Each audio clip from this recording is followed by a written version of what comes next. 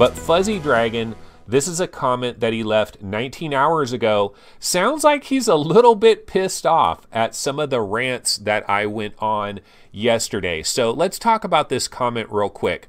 He says, talk about making a mountain out of a molehill. You didn't even wait for the molehill. They never said local multiplayer was going to have to wait.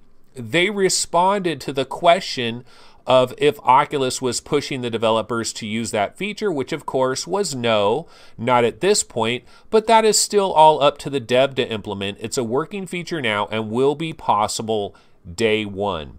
Okay, so this is Fuzzydragon, and what he's talking about here is I kind of went on a rant at different times yesterday where I was really upset about the fact that it doesn't appear like local multiplayer is going to be a big thing for the Oculus Quest right away. And I played a clip from the tested interview, and honestly, I'll say to Fuzzydragon, watch that clip like 3 or 4 times. Watch it 3 or 4 times.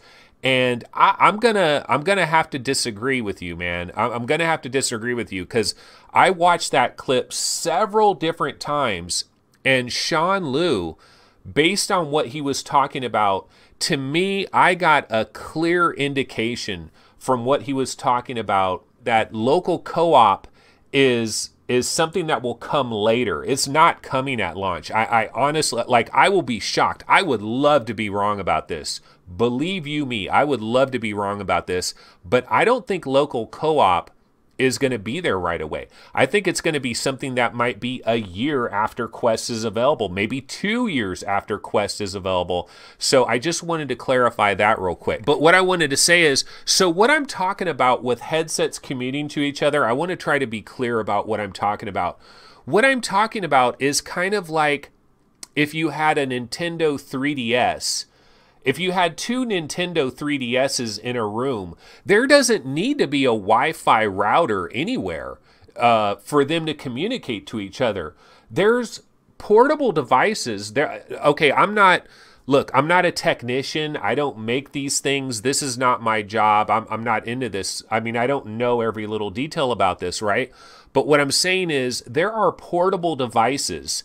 The Oculus Quest is a portable device. There are portable devices that can communicate with each other wirelessly without having to connect to any kind of a router. Am I wrong about that? Maybe I'm wrong. I don't know. But that's what I've always thought. You know, we've had different portable devices that have come out, like Nintendo, you know, portable things like a PlayStation Vita or whatever. Like, I think 2 PlayStation Vitas, can't they connect to each other without connecting specifically to a Wi-Fi router? Like, what if you were at someone's house where there was no computer, no router, no Wi-Fi, no nothing? Like, let's say you were camping, somewhere. Couldn't 2 Vitas talk to each other? Can't 2 Nintendo 3DSs talk to each other? Could 2 Nintendo Switches talk to each other? So that's what I'm talking about there. A lot of people kind of got a little irritated with some of my rants yesterday in terms of it seemed like maybe I was going negative. Let me see, where else? I know there was another quote somewhere. The bottom line is this. Some people kind of insinuated that I was going a bit negative with the Quest. Why am I so critical about these certain situations with the Quest? And I just want to kind of wrap it up by saying, look, I am super hyped for the Oculus Quest. I want an Oculus Quest now. I want it right now. Spring 2019 cannot get here fast enough. I am excited and thrilled about the Oculus Quest, about where it is right now. You know, where it is right now with all the limitations that it has, with the fact that probably local co-op isn't going to be there right away, the fact that pass-through mixed reality probably isn't going to be there right away, that hand tracking probably isn't going to be there right away. Even with all of these possible shortcomings, I'm incredibly hyped about the Oculus Quest, and I would pre-order the thing right now. If it was available, I would pre-order it right now. And actually, speaking of that, it is not available to pre-order right now, but I'm going to switch over to this browser window right here. You can see it is actually on Amazon. There is a page up on Amazon. It says Oculus Quest all-in-one VR gaming system, currently unavailable. Want us to email you when this item becomes available. So here it is. It is on Amazon. It's showing up on Amazon. And instead of calling it a standalone, they're calling it all-in-one VR gaming system, which does kind of make sense there. So yeah, I'm super excited about the Oculus Quest. I want you guys to understand that. But at the same time, what am I going to do? Am I going to get up here for an hour and just like, oh, I love the Quest. Everything is great about the Quest. It is all rainbows and sunshine. Everything is wonderful about the Oculus Quest. It is a dream come true, blah, blah. You know, I'm not going to, like, I got to talk about every little aspect of it. And if there's some shortcomings, I'm going to talk about those shortcomings. But don't get it twisted. I am super hyped on the Oculus Quest, super excited about it. Okay, so I have a clip that I'm going to play from that very same tested interview with Sean Liu, project manager Sean Liu, with the tested guys about the Quest. And this is a very short clip. It's only like 20 seconds or whatever. But I think we've got something that has been confirmed, baby. And what I'm talking about here is, well, we know the Oculus Quest, we've heard that it's starting at $399. Starting, which means there's probably going to be other options, other versions of the Oculus Quest, maybe more storage, maybe a more deluxe head strap with high-end audio. Well, let's go ahead and check out this clip because I think the cat was let out of the bag. Let's go ahead and take a look at this. Notice two what looks like analog headphone jacks, one on either side. What's the thinking behind that? You know, we do have a lot of audio solutions that are up and coming. You can take a few guesses. Yeah. But those will both theoretically be there in the final product. That's correct. They will both be there. Yeah. Very interesting. For now, you can plug in a headphone jack into either side, and it'll just work. I know these are prototypes right now, but I also noticed two what looks like analog headphone jacks, one on either side. What's the thinking behind that? You know, we do have a lot of audio solutions that are up and coming. You can... Yeah, so that's it right there. I mean, I don't know if people really paid attention to this very short, I mean, it's only like a 26-minute, a 26-second clip out of this interview, but apparently there's a headphone jack on each side of the Oculus Quest. And Norman Chan was very astute to mention this, and he brings it up to Sean, and he kind of caught Sean off guard a little bit there. And at first I was thinking, I don't get it. Why would they have two headphone jacks? That doesn't make a ton of sense to me. But then I thought about it more, and I thought, oh, wait a minute here, bro. There's going to be a deluxe audio strap that is going to snap in to those two headphone jacks, and then it's going to have the built-in like actual audio similar to the Oculus Rift. So I'm going to say here right now that I really truly believe that when the Oculus Quest, as we get closer and closer to release, there could be multiple versions of this. We know about the 64 gig version for $399. Well, they might have a 256 gig version or a 128 gig version that includes this more deluxe strap that has built-in headphones very similar to the Oculus Rift. It snaps into those two headphone jacks on the side, and so that's probably what we're going to get there. So that's kind of been, I mean, not officially confirmed, you know, obviously not officially confirmed, but 1 + 1 = 2, right? You know, 1 + 1 = 2. So that's probably what's going to happen. I Am Rut says he wants a 1 terabyte version.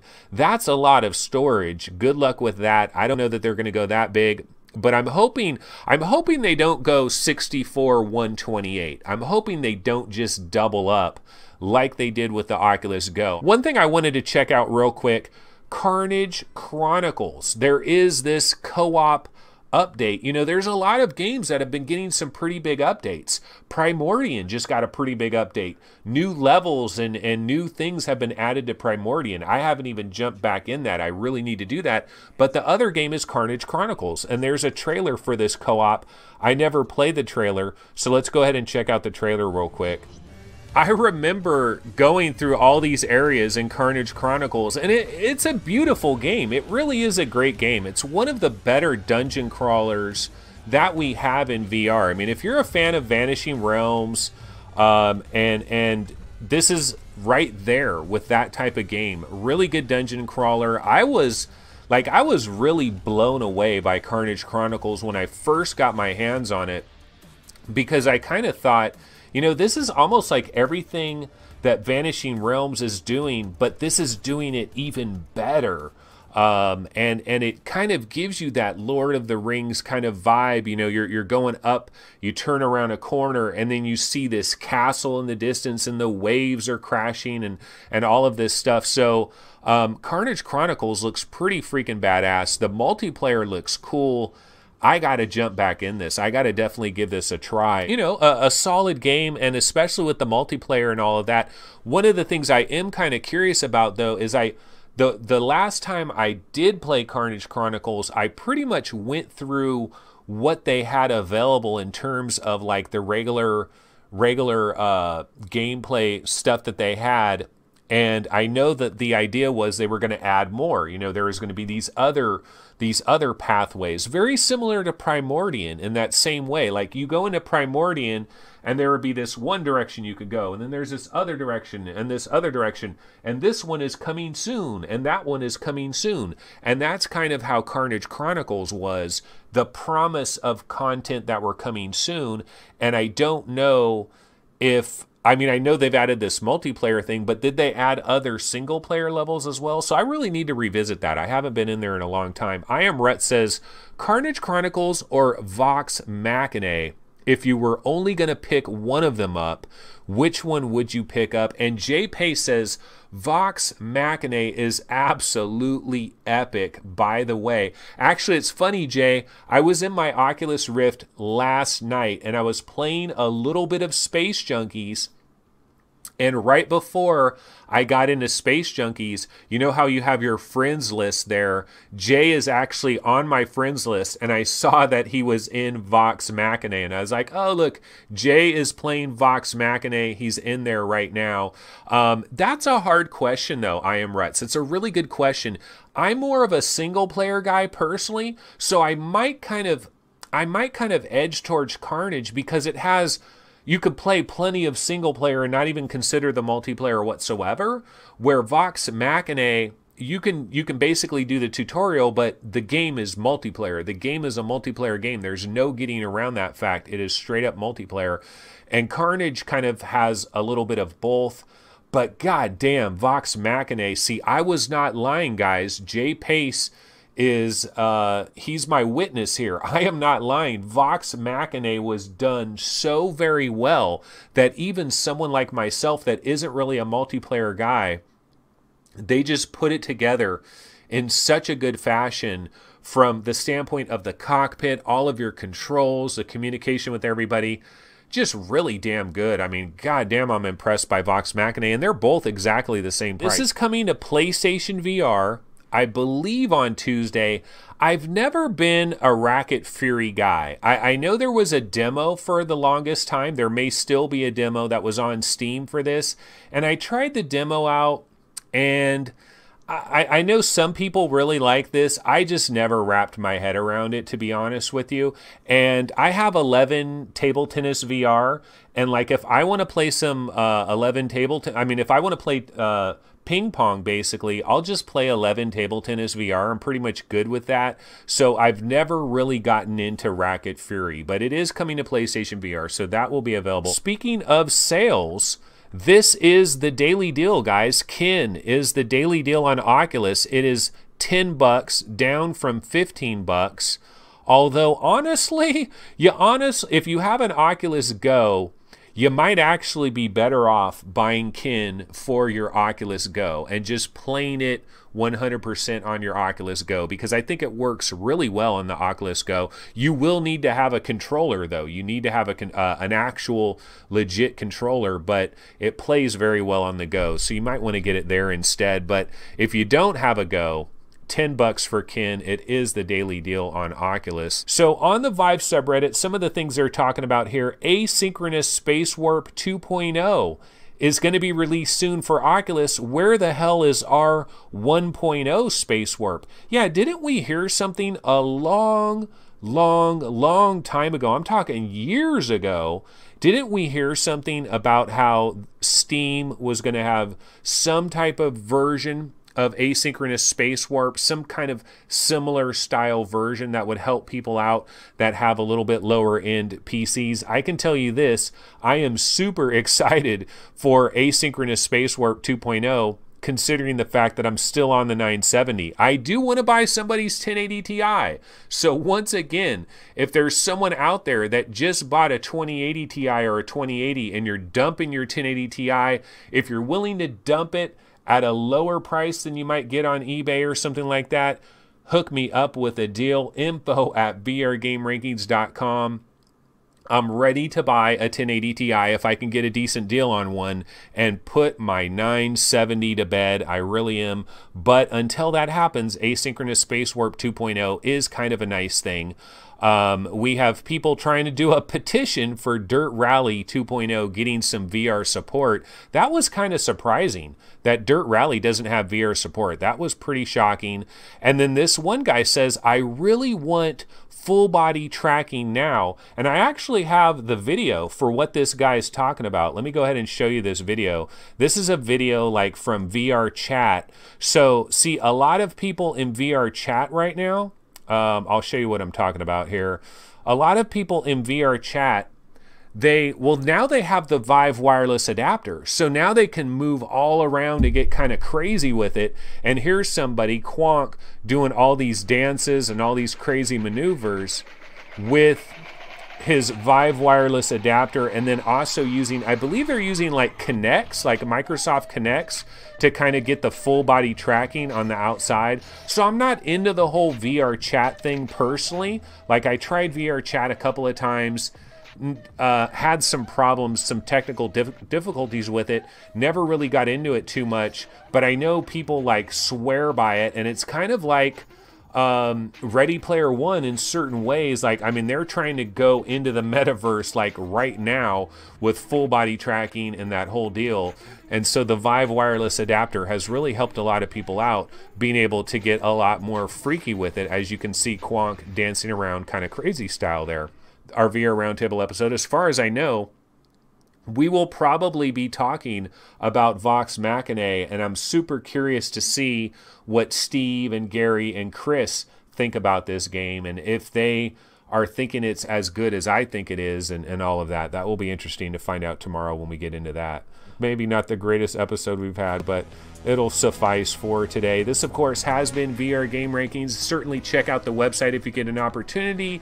Be sure to subscribe to the channel. Go ahead and like the video. You don't have to smash that like button. You don't have to. Did anybody notice I got like kind of angry yesterday when I did that? You don't have to smash that like button. You can just barely tap it very nicely, and that will pretty much do it. I will be back tomorrow. I will start roughly about 10 minutes after the VR Roundtable episode, which usually is around like 10:50, 11 a.m. anyways, Pacific time. So that's probably when we will start. So I will see everybody then. Take it easy. Have a good one. Later.